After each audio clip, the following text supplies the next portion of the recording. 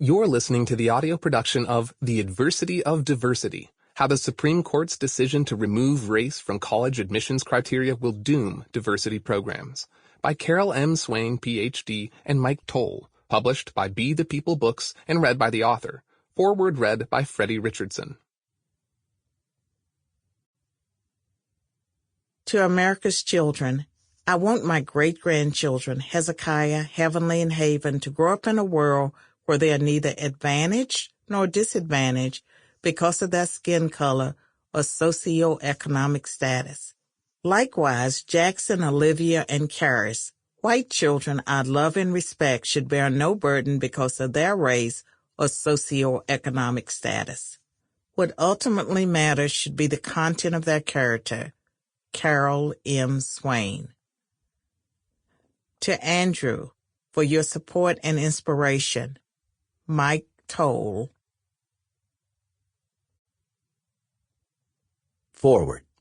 On the heels of the Supreme Court decision declaring race-based affirmative action in higher education unconstitutional, Swain and Towle's The Adversity of Diversity puts forth a compelling case for questioning the entire diversity, equity, and inclusion DEI industry that has departed from any integrationist goals.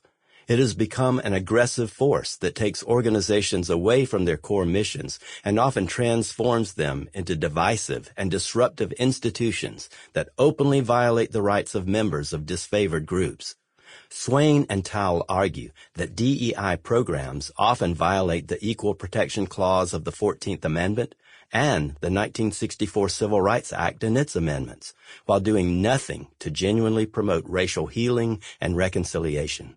Swain's recommended solution of real unity training solutions entails a return to core American principles that embrace non-discrimination and equal opportunity in a meritocratic system that recognizes individual rather than group rights. Although I don't necessarily subscribe to all their arguments, and I applaud well-intentioned measures that have given members of underrepresented groups a boost toward pursuing their dreams of a quality college education, the Supreme Court's ruling is one that I have sought for more than 50 years. I wrote my first liberal essay against race-based affirmative action in the 1970s, calling for affirmative action to be based on economic, social, and personal characteristics rather than on race alone. As a Jewish man of Eastern European heritage, I was subjected to discrimination while in law school and upon graduation. I graduated first in my class at Yale Law School, only to get rejections from all 32 of the job applications I sent to Wall Street law firms. This wasn't because I didn't dress well either. Despite the SCOTUS ruling, I anticipate that some, if not many schools, will continue to bend the rules to fulfill their well-intentioned but ultimately dangerous racial justice agendas.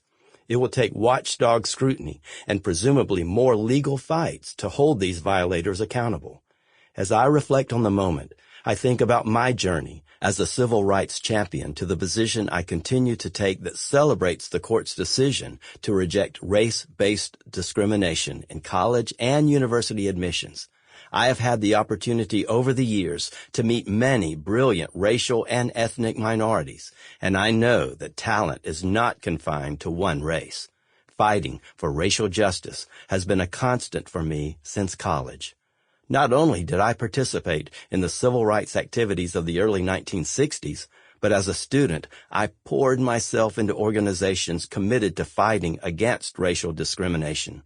One of the highlights of my experiences was being in the crowd when Dr. Martin Luther King Jr. gave his famed "I Have a Dream" speech. Dr. King cast a vision that should continue to inspire all of us. His vision was to live in a nation where his children would be judged by the content of their character and not the color of their skin. I believe that the demise of race-based affirmative action in college admissions should be accompanied by the elimination of most other non-meritocratic criteria, such as legacy status, athletics, geography, and other non-academic preferences. We should truly level the playing field by eliminating practices that create division while taking us further from King's vision and the constitutional protections we should welcome. Sample complete. Ready to continue?